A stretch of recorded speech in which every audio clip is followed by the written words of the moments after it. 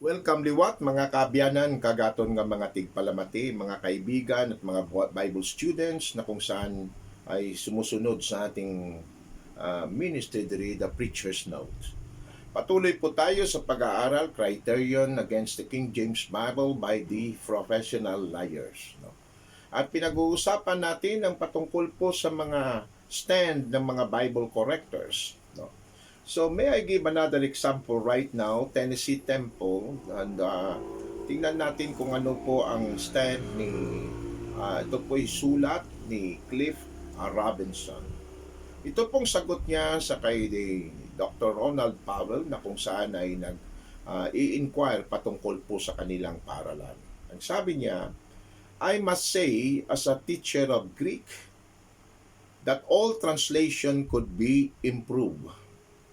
However, I am assuming that you have not studied Greek yet. With specific reference to the King James translation, I must ask which revision you refer as the one to be accepted. It has revised at least 3 times. The first translation of 1611 included the Apocrypha, which I do not accept as inspired. Sincerely, Robinson. Now, tingnan niyo yung sagot niya mga kapatid. Dito niyo talaga makukuha ang mindset nitong mga professional liars. All translation could be improved. Lahat daw ng translation, kasama na yung King James Bible of course, can be improved. Pwedeng mas pagandahin pa. Pwedeng i-improve pa. Wow! Hindi man lang yan na-realize na it is a great insult to God and to the Holy Spirit na kung saan ang tunay na author ng salita ng Diyos. God. Ang gawa ng God, the masterpiece of God, which is the Bible, can be improved by these scholars. Itong mga scholars na ito can improve the Bible, which is God's masterpiece. Mga kaibigan, only an ignoramus will believe this statement, that foolishness. Okay? Dito natin makikita, pag ikaw po'y sinabihan by somebody, ano kaya ang iyong response? The Bible could be improved. Siyempre, you will become doubtful and confused, right? Yung Bible na pinaniniwalaan mo na salita ng Diyos, mga kapatid, can be improved. This book can be improved. You will be confused. And God is not the author of confusion. 1 Corinthians 14:33. Pwede bang i-improve ang veracity and pureness of the Bible? Ano kaya ang pag-iisip mo pag may sinabihan kita, ako na mismo? Alam mo, yung Bible mo, pwede kong i-improve yan o kailangan pang i-improve. Or sa padandahan, it is improving. Ang ibig sabihin nun, your Bible is not yet 100% pure or correct. Kailangan mo pa ng scholars para marating ang pinakamalapit sa pureness ng salita ng Diyos. Alam niyo, yan po ang pinaka-solid goal ni Satan. He wanted believers to mislay their faith in the Bible. Amen and amen to that. Dr. Cliff Robinson, sabi niya, hindi niya daw ma-accept ang King James Bible as the preserved and inspired Word of God, for it was revised 3 times and it has the Apocrypha and its first printing. Hindi ko pwede tanggapin yan. Yung King James Bible, it has been revised 3 times. Now, the question is this: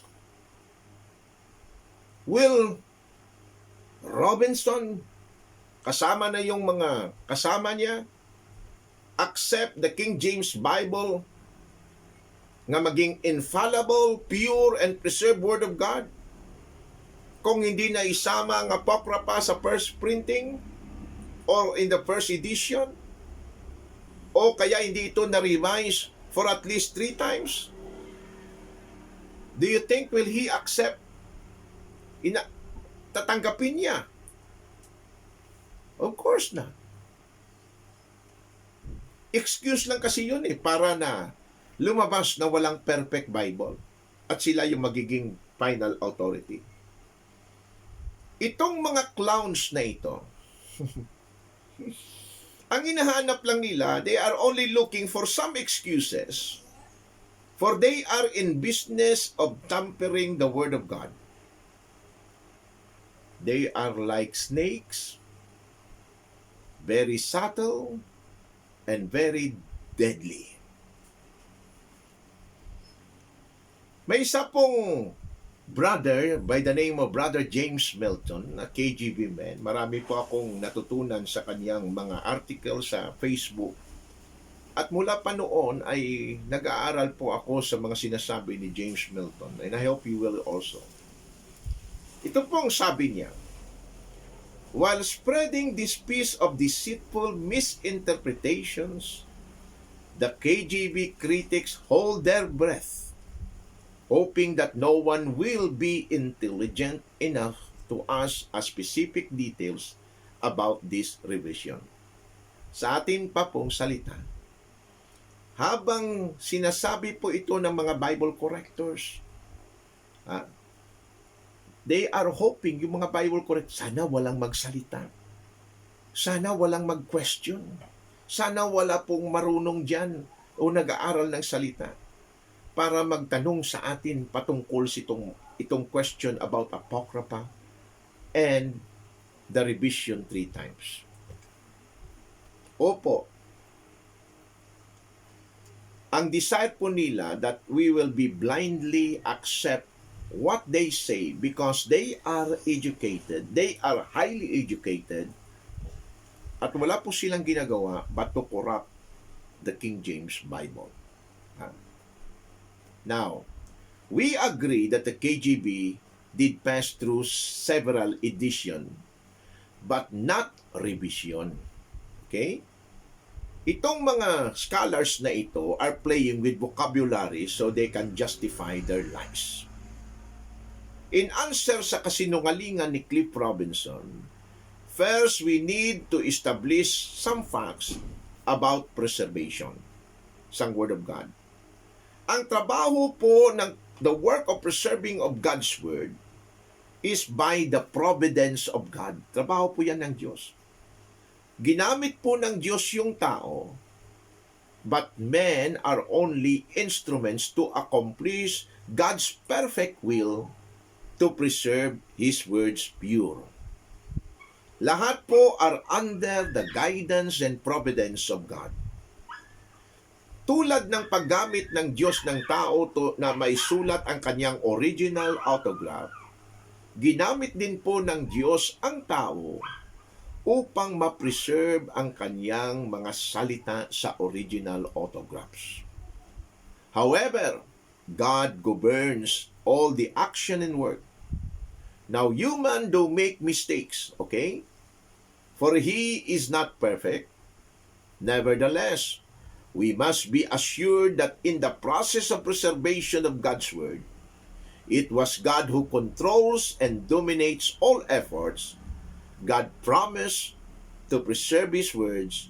He will bring it to pass. Until next study, may the Lord bless us all. God bless.